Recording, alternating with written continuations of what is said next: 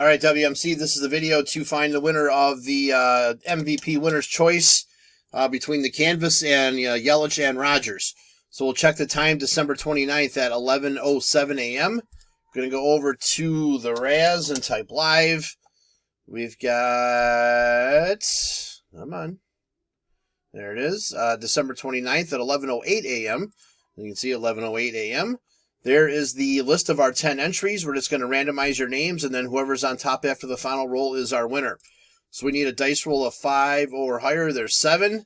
All right, 7 times. Here we go. Good luck. 1, 2, 3, 4, 5, 6. Last and final. Here we go. Good luck. It is Hank. Spot 4 is your winner.